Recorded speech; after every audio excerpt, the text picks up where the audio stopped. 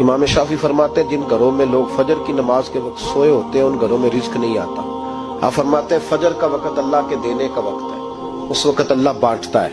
हुजूर सल्लल्लाहु अलैहि वसल्लम का फरमान है ना हदीस में कि तहज्जुद के वक्त अल्लाह पहले आसमान पे नुज़ूले जलाल फरमाता है जो उसकी शान के लायक है तहज्जुद के वक्त, और वो कहता है मांगो मैं तुम्हें अता करूंगा। लेने की बारी आए तो बंदा समेट समाट के अंदर घुस जाए।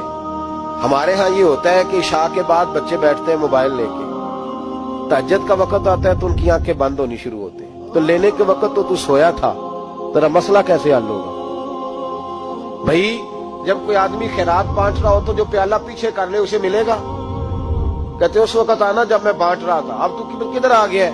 मिसाल दे रहा हूं। तो फजर का वक्त मांगने का है, तो सारी रात तो गुजर गई गेमें खेलते टीवी देखते, और जो लेने का वक्त था तू सो गया, तो कैसे आएगा तेरे पास? तो उठे सवेरे, बंदों से मांग के देख लिया, बड़ी इज्जतें खराब हुई। फजर का वक्त उठ के झोली फैलाए।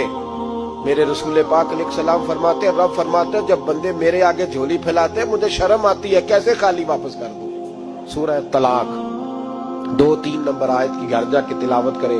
रब करीम ने फरमाया वमन यत्तकिल्लाह यजअल लहु मखरजा, फरमाया जब तू अल्लाह से डरेगा तो अल्लाह हर मुश्किल से निकलने का तुझे रास्ता अता फरमा देगा।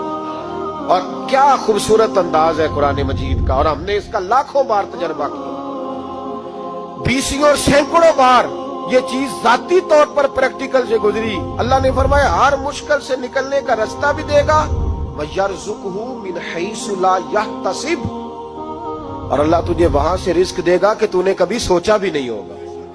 वयरज़ुक़हु मिन हैसु ला यहतसिब से देगा कि तूने कभी सोचा भी।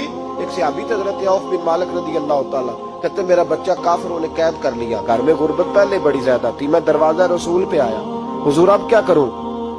तो कहते नबी पाक ने फरमाया भरोसा अल्लाह की जात पे कर, तवक्कुल अल्लाह की जात पे कर, और घर जाके तस्बीह लेके मियां बीवी बैठ जाओ और पढ़ो ला हौला वला कुव्वता इल्ला बिल्लाहिल अलीय्यिल अज़ीम, जाओ पढ़ो जाके।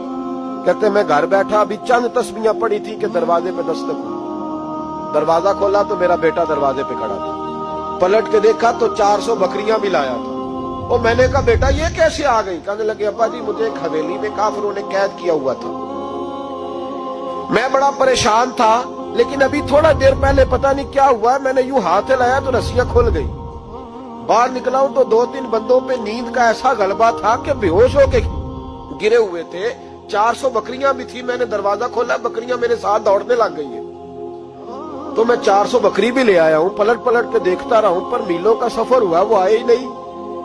वालिद कहने लगे बेटा चलो पहले मुस्तफा करीम से जाके पूछ ले, देखे कैसे माली मसले हल होते हैं। हुजूर से जाके पूछे कि हमारे लिए जायज भी है कि नहीं।